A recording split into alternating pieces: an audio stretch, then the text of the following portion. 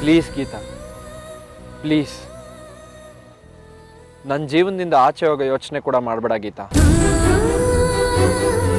ಒಂದ್ಸಲ, ಒಂದೇ ಒಂದ್ಸಲ ನಿನ್ನ ಹೃದಯ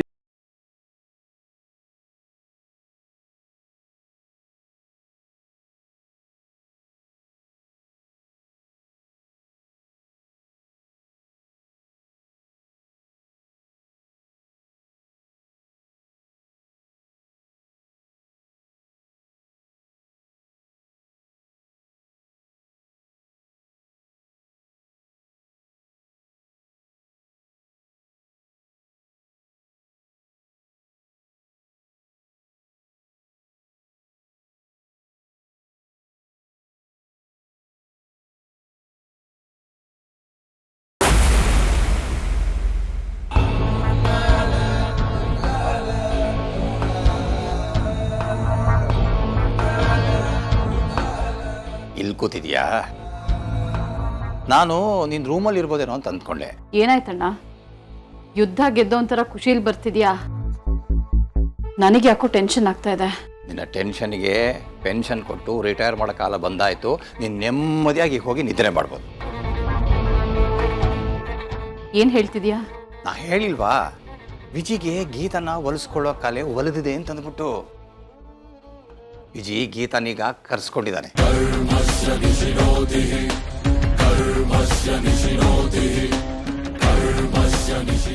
ಅಂದ್ರೆ ಇಷ್ಟೊತ್ತಾದರೂ ಅವ್ನು ಬರಲಿಲ್ಲ, ಇವಳು ಹೊರಡಲಿಲ್ಲ, ಏನಾಗುತ್ತೋ ಏನೋ ಅಂತಂದ್ಬಿಟ್ಟು ನೀನು ಬೇರೆ ಟೆನ್ಷನ್ ಮಾಡ್ಕೊಂಡಿದ್ಯಾ.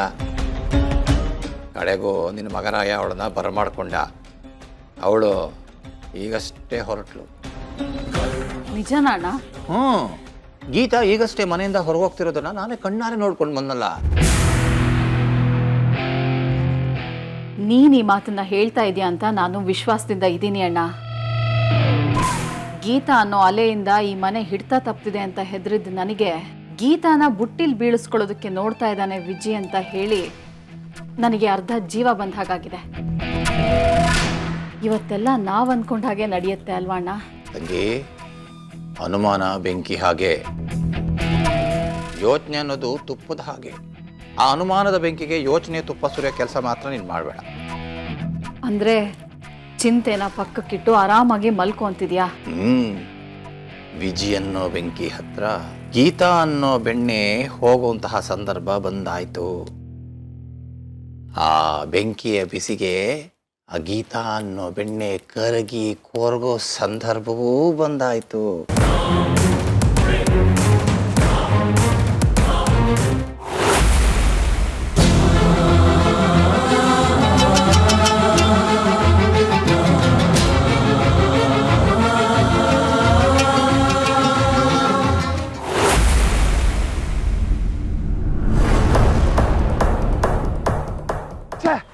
ವಿಜಯ್ಗೆ ಎಷ್ಟು ಫೋನ್ ಮಾಡ್ತಾರೋ ಫೋನೇ ಕನೆಕ್ಟ್ ಆಗ್ತಾ ಇಲ್ಲ. ಏನ್ ಮಾಡೋದು ಅಂತ ಒಂದು ಗೊತ್ತಾಗ್ತಾ ಇಲ್ಲ. ಎಲ್ಲ ಆಗಿದ್ದು ಆ ಗೀತೆಯಿಂದ.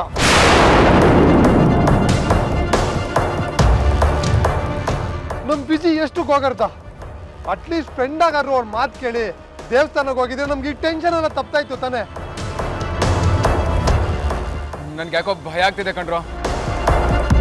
ವಿಜಯ್ ಗೀತಾಗೋಸ್ಕರ ವೇಟ್ ಮಾಡ್ತಿದ್ದ, ಆದ್ರೆ ಗೀತಾ ಹೋಗಿಲ್ಲ. ಅಂದ್ರೆ ಸಿಲಿಂಡರ್ ಬ್ಲಾಸ್ಟ್ ಆದಾಗ ದೇವಸ್ಥಾನದಲ್ಲಿ ವಿಜಯ್ ಇದ್ದ ಅಂದ್ರೆ ಅದ್ರ ಅರ್ಥ. ಲೋ ಅಡ್ಕಸ್ವಿ, ಸ್ವಲ್ಪ ನಿನ್ ಬಾಯಿಗೆ ಬೀಗ ಹಾಕೊಂಡು ತೆಪ್ಪಗಿರೋ. ನಮ್ ವಿಜಿಗೆ ಏನು ಆಗಿರಲ್ವೋ? ನಾವೆಲ್ಲ ಹೀಗೆ ಮಾತಾಡ್ತಾ ಇದ್ರೆ ಅಲ್ಲಿ ಏನಾಗಿದೆ ಅಂತ ನಮ್ಗೆಲ್ ಗೊತ್ತಾಗತ್ತೆ? ಬನ್ನಿ ಮೊದ್ಲೇ ದೇವಸ್ಥಾನಕ್ಕೆ ಹೋಗೋಣ. ಹೌದು, ಗೀತಾನು ಹೊರಟಿದ್ದಾಳಂತೆ. ಗೀತೆ ಯಾಕೆ ಬರ್ತಾಳೆ? ವಿಜಯ್ ಸತ್ತಿದಾನೋ ಬದುಕಿದಾನೋ ಅಂತ ನೋಡಕ್ ಬರ್ತಾಳಾ? ನಿಮ್ಗೇನಾದ್ರೂ ಕಾಮನ್ ಸೆನ್ಸ್ ಇದೆಯಾ? ಇಂಥ ಹೊತ್ತಲ್ಲೂ ಜಗಳ ಆಡ್ತಿದ್ದೀರಲ್ಲ, ನಡೀರಿ ಮೊದ್ಲು ಅಲ್ಲಿ ಏನಾಗಿದೆ ಅಂತ ನೋಡೋಣ. ಏಯ್, ಒಂದ್ ನಿಮಿಷ, ನನಗನ್ನಿಸ್ತಾ ಇದೆ ಮೊದಲು ಈ ವಿಷಯನ ವಿಜಯ್ ಮನೆ ಕಾಲ್ ಮಾಡಿ ತಿಳಿಸೋದು ಬೆಟರ್ ಅಂತ.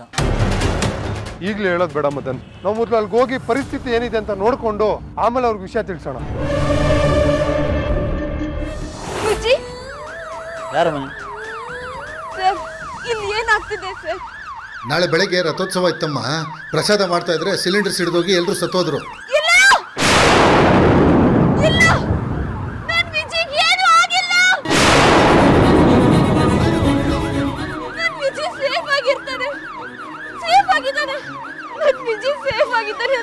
ಹೇಳಿ ಸರ್. ಸರ್, ನಿಮ್ ಕೈ ಮುಗಿತೀನಿ ಸರ್. ನನ್ ವಿಜಿಗೆ ಏನು ಆಗಿಲ್ಲ ಅಂತ ಹೇಳಿ ಸರ್. ಯಾರಮ್ಮ ಯಾರಮ್ಮ ವಿಜಿ? ವಿಜಿ,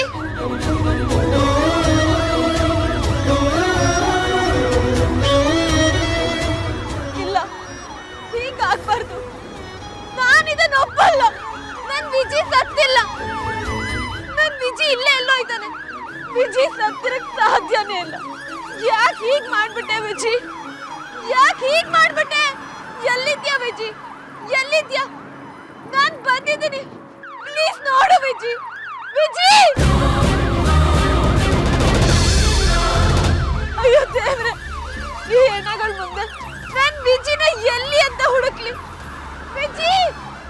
ವಿಜಿ!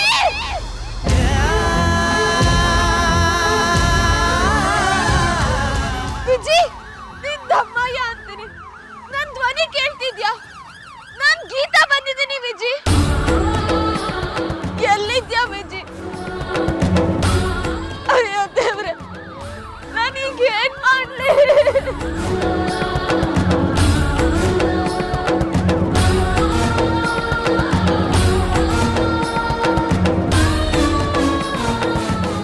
ಅಲ್ಲಿ ನೋಡ್ರೋ.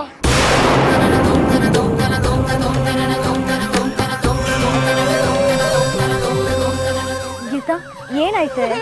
ಮಾತಾಡಿ ಗೀತಾ, ಏನಾಯ್ತೆ? ಆಗೋದೇನಿದೆ? ವಿಜಿ ನನಗೋಸ್ಕರ ಇಲ್ಲಿ ಕಾಯ್ತಾ ಇದ್ದ. ಅದೇ ಹೊತ್ತಿಗೆ ಸಿಲಿಂಡರ್ ಬ್ಲಾಸ್ಟ್ ಆಗಿ ಹೋಟೆಲ್ ಎಲ್ರು ಹೋಗ್ಬಿಟ್ರೆ ಕಣ್ರೆ.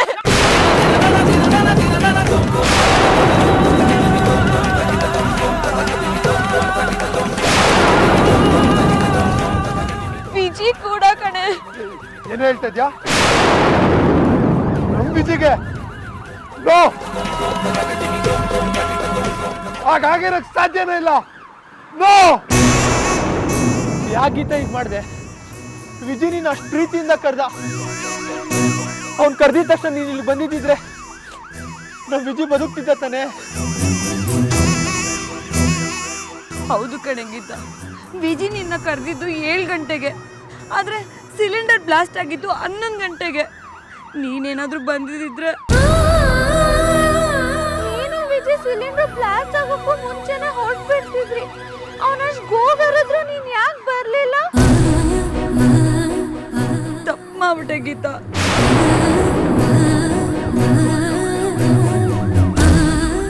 ಅಲ್ಲ ಗೀತಾ, ಅವ್ನು ಹೆಂಡತಿಯಾಗಿ ಅಲ್ದೇ ಇದ್ರು ಒಳ್ಳೆ ಫ್ರೆಂಡ್ ಆಗಿ ಬರ್ಬೋದಿತ್ತಲ್ವಾ ನೀನು?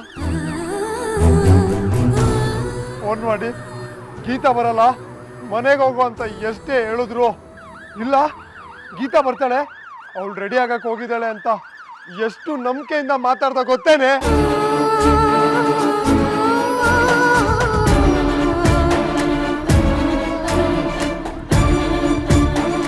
ನಮ್ಮ ವಿಜಯನ ನೀನೇ ಬಲಿ ತಗೊಂಡ್ಬಿಟ್ಟೆ ಅಲ್ಲ. ಪ್ರತೀಕಾರನ ಹೀಗೆ ತೀರಿಸ್ಕೊಂತೆ ಅಂತ ಗೊತ್ತಿರಲಿಲ್ಲ.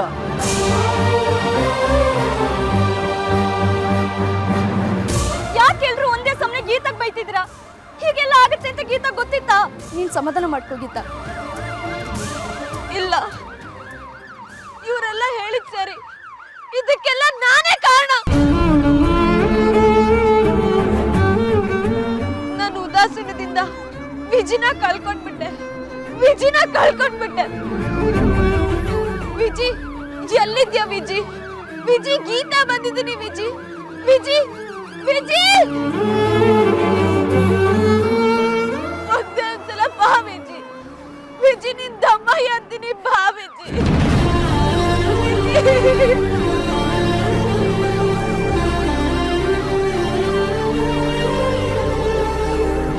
ವಿಜಿ, ಗೀತಾ ಬಂದಿದ್ದೀನಿ ವಿಜಿ.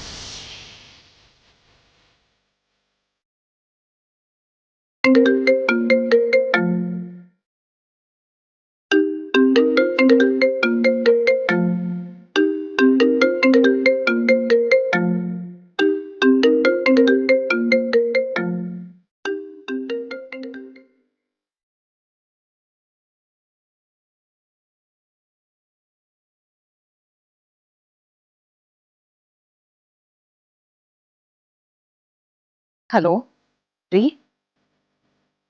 ಏನು ಇಷ್ಟೊತ್ತಲ್ಲಿ ಫೋನ್ ಮಾಡಿದ್ದೀರಾ? ಹುಷಾರಾಗಿದ್ದೀರಾ ತಾನೇ? ಸಾರಿ ಭಾನು, ನಾನು ಇನ್ನೂ ಆಫೀಸಲ್ಲೇ ಇದ್ದೀನಿ. ಮೀಟಿಂಗ್ ಸ್ವಲ್ಪ ತಡ ಆಯಿತು, ಅದಕ್ಕೆ ಸ್ವಲ್ಪ ಲೇಟ್ ಆಯಿತು. ನಾನು ಇನ್ನೇನು ಸ್ವಲ್ಪ ಹೊತ್ತಲ್ಲಿ ಬರ್ತಿದ್ದೀನಿ. ಹೌದಾ, ಸರಿ, ಹುಷಾರಾಗಿ ಬನ್ನಿ. ಎಷ್ಟೊತ್ತಾಗುತ್ತೆ ಬರೋದಕ್ಕೆ? ಇನ್ನೊಂದು 20 ನಿಮಿಷದಲ್ಲಿ ನಾನು ಮನೆ ಹತ್ರ ಇರ್ತೀನಿ. ಬಾಗಿಲು ತೆಗೆಯೋಕ್ಕೆ ಅಂಬಿಕಾ ಹೇಳು. ಓಕೆ, ನಾನೇ ಬರ್ತೀನಿ ರೀ. ಸರಿ, ಆಯಿತು ಮಾ.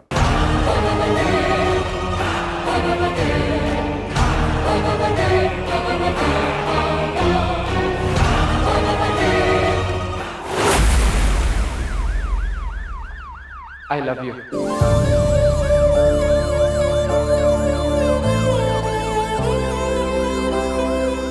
ನಿನ್ ಮಡಿಲಲ್ಲಿ ಜೀವ ಬಿಡೋ ಅದೃಷ್ಟ ಬಂದ್ರೆ ಅದು ಈಗಲೇ ಬರ್ಲಿ ಗೀತಾ. ಪ್ರಾಣ ಹೋದ್ರು ಸರಿ, ಪ್ರೀತಿನ ಬಲಿ ಕೊಡಲ್ಲ ಗೀತಾ. ನೀನ್ ಹಾಕಿರೋ ಬೇಲಿನ ಪ್ರೀತಿಯನ್ನ ಬಳ್ಳಿನೇ ಮುರಿಯುತ್ತೆ ಗೀತಾ, ಈ ಮಾತನ್ನ ಮರಿಬೇಡ. ಆದ್ರೂ ಮಗ, ನಮ್ ವಿಜಿ ಇಲ್ಲ, ನಮ್ ವಿಜಿಗೇನಾಗಿಲ್ಲ. ಅವನ್ ಬದುಕಿದಾನ, ಅವ್ನಿಗೇನೂ ಆಗಿಲ್ಲ. ವಿಜಿ ಎಲ್ಲೋ ಒಂದ್ ಕಡೆ ಸೇಫ್ ಆಗಿರ್ಲಿ ಅಂತ ಅನಿಸ್ತಾ ಇದೆ. ಆದ್ರೆ ಈ ಪರಿಸ್ಥಿತಿ ನೋಡಿದ್ರೆ ಅವ್ನು ಉಳ್ದಿರ್ತಾನೇನೋ. ಈಗ ವಿಜಯ್ ಮನೆಯವ್ರಿಗೆ ಹೇಗೋ ಹೇಳೋದು? ಮಗ, ಅಲ್ಲಿ ಯಾವ್ದು ಡೆಡ್ ಬಾಡಿ ತಗೊಂಡು ಹೋಗ್ತಿದಾರೋ, ಬಂದ್ರು ಒಂದ್ಸಲ ವಿಜಿ ಇರ್ಬೋದು, ನೋಡೋಣ. ಬಂದ್ರ ಅಣ್ಣ ಅಣ್ಣ ಅಣ್ಣ ಅಣ್ಣ ಅಣ್ಣ ನಿಲ್ಸೇನ ಅಣ್ಣ, ನಮ್ ವಿಜಿ.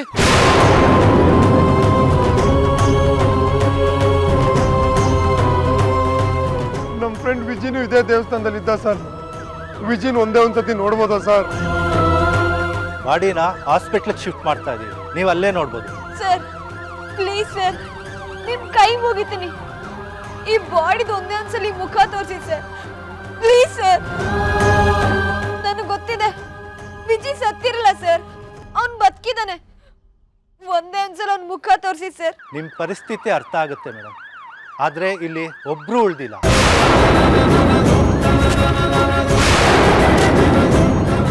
ನೀವು ಡೆಡ್ ಬಾಡಿನ ಹಾಸ್ಪಿಟ್ಲಿಗೆ ಬಂದು ನೋಡಿ.